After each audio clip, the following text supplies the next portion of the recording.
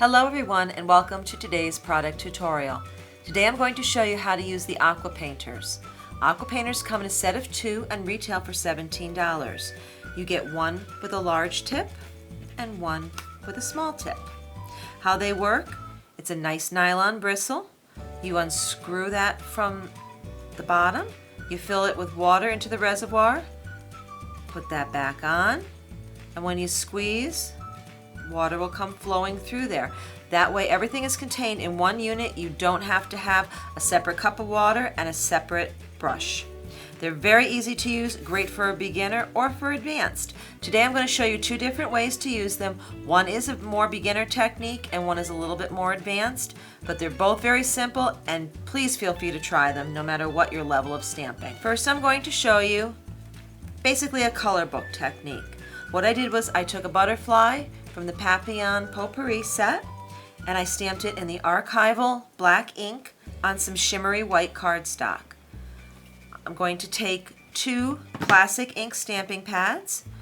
I'm going to squeeze both of them together, and that will give you a little pool of ink in the top of each lid. We're going to use that for our watercolor. First I'm going to take the smaller one. It's a smaller stamp, so I don't need anything too big. I'm going to add a little tiny squeeze of water and mix it around in the lid of my stamp pad. If it gets a little bit too wet, just brush it off on the side. Pick up a little color. I'm just going to go in here and I'm going to color my butterfly. No rhyme or reason, just a little bit of blue color in there. Here by my house we have the Carner Blue butterfly, which is absolutely beautiful. So I'm going to do this in honor of our Carner Blue.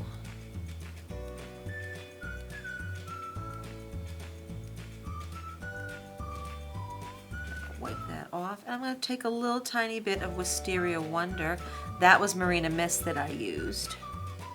I'm going to take a little bit of Wisteria Wonder and go in a little bit of that and blend it out.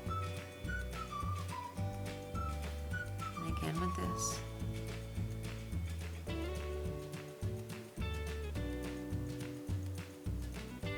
And there you go. You have your blue butterfly. The next technique I'm going to show you is to use your aqua painters to make a sepia technique. What I'm going to do is we're going to stamp our images using soft suede ink onto a watercolor paper. I don't know if you can see this in the frame, but the watercolor paper has a little bit of a rough texture to it. That's called the tooth. It is also a very porous paper, so the water will absorb into it. So you can use a little bit more water on this than you can on regular cardstock. What I'm going to do is take my brush and I'm going to just squeeze out some water right onto here. And I am just going to swirl it all around. And it's going to give it a sepia look, sort of like an old-time photo when they have that nice brown tint to them. If you use any kind of photos on Instagram, there's always a sepia filter that you can use. I'm just going to go right around the whole edges. See how I'm just squeezing water into it and it's running? It's going all over the place and it's absorbing right into that paper. Super easy technique, but it looks really impressive, doesn't it? I think so. Get a little more water off to the side. Do our little shadow under there. Go in here, I'm going to add a little bit more water. Swirl around. I'm just going to leave it a little white around my words because I want my words to be clear. I don't want those to be hazy at all.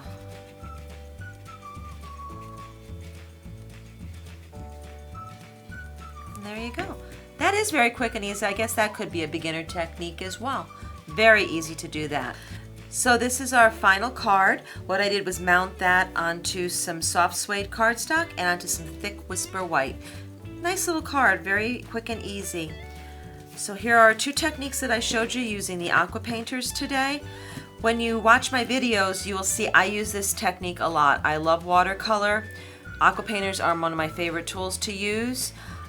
Watercoloring and coloring in general reminds me of when I was a child and I used to use my coloring book and crayons. It's something very cathartic and very relieving of stress, and something that everybody needs in their life to relieve some stress. If you like this video, please like, share, and subscribe.